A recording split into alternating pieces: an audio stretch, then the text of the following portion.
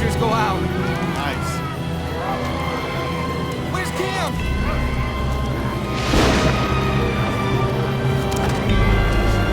Let's play.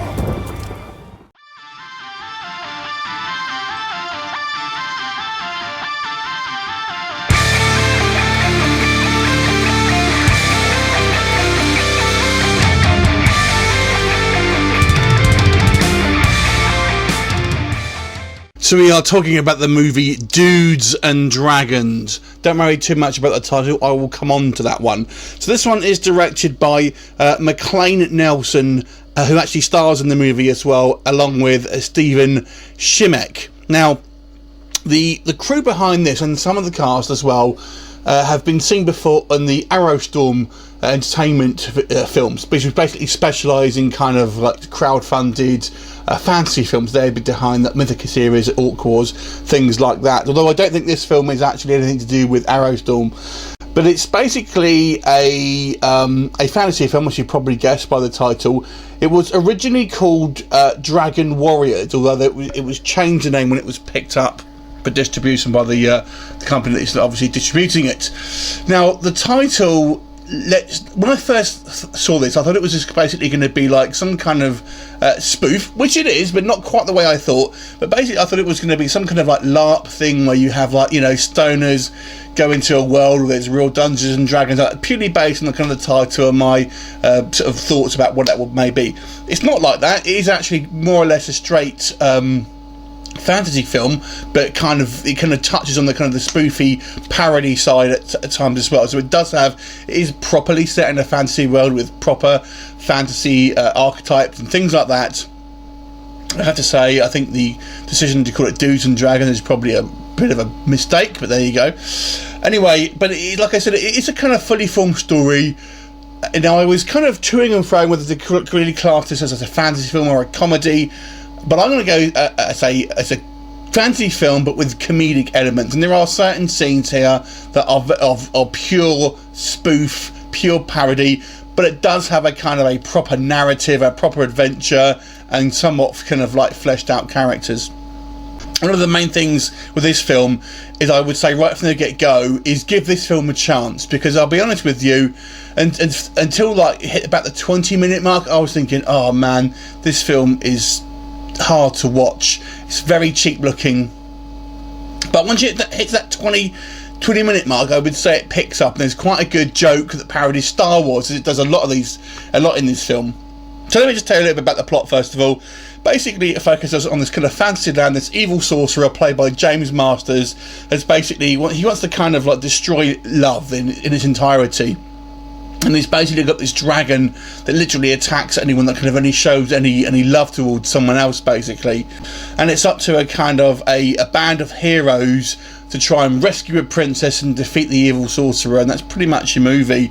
Now, it very much parodies other films and kind of literature that we've seen before. Most notably, and probably most obviously, is Lord of the Rings and Star Wars. In particular, Star Wars, there's scenes that really do parodies, and even the characters. You've kind of got the Luke Skywalker character, the Han character, the Chewie character almost as well. But you've also got some other ones in there. Again, 300 gets a couple of parodies as well. Stay on the road, eat the stinking elven bread, and take the Dovanuk tonight. Tonight we dine and go.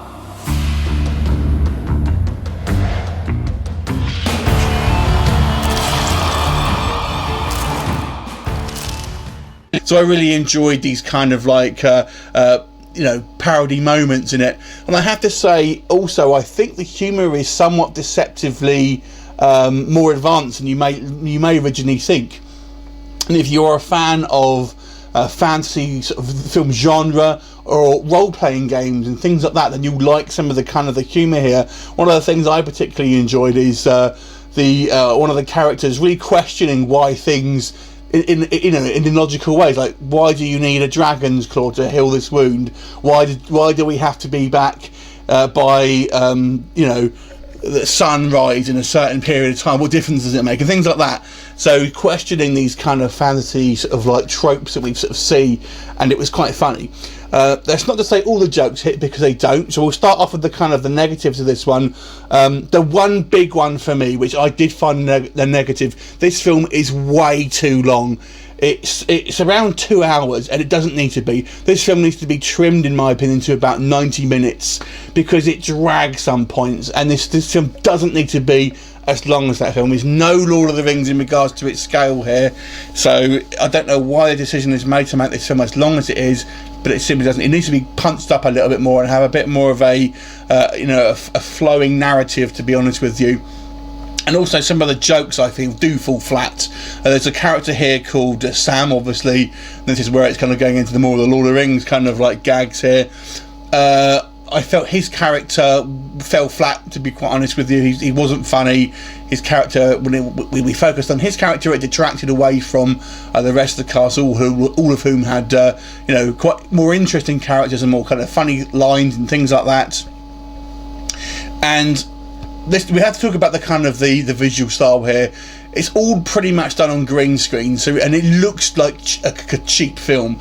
So for me, I watch a lot of cheap films, so it doesn't necessarily bother me as much. I can accept a film that doesn't have a high budget and does what it does basically. And I think they did a reasonable job with some of the kind of the CGI aspects of it, considering the budget, to be honest with you. But if you are a casual fan, and you don't like the kind of the cheap looking sort of sci-fi movie style things, hey, this film will look really cheap to you, and probably I think this will put a lot of people off. This is why I'm saying really you have to get to the kind of the 20-minute mark, and again this kind of goes back into the kind of the pacing thing as well, until we start getting the kind of the away with the story and the decent gags in. You'll be put off with the kind of the cheesiness and the kind of like the cheapness to it. We move on to the positives. Like I said, I've already touched on some of these already. I think some of the humour is quite good. I like the kind of some of the parody moments that they have from other movies and things like that, and some of the cleverer nods to humour, especially if you are a kind of a geek or a nerd and you're into kind of like D&D or kind of fantasy films and things like that. I really enjoyed it as well, and I actually have to say I kind of quite enjoyed the characters. Now the Arrowstorm do this series called Mythica, which is just basically going on for kind of 3 or 4 films now, and some of the casts from this are in that film, and in sort of 3 or 4 movies I feel they are really stumbling with the characterization. But in this film we have the same actors in some of them, and I don't know, to me they seemed more fully formed, more interesting characters than the kind of the Mythica series, that takes itself a little bit too seriously maybe. Whilst this one I really enjoyed, and I really enjoyed the I guess the Han and Chewie dynamic between one of the characters whose name I'm forgetting, Ramicus, and his kind of orc sidekick, which is obviously kind of substituting the Han and Chewie kind of dynamic there. I really enjoyed that. James Masters is also quite fun as the kind of the evil sorcerer basically.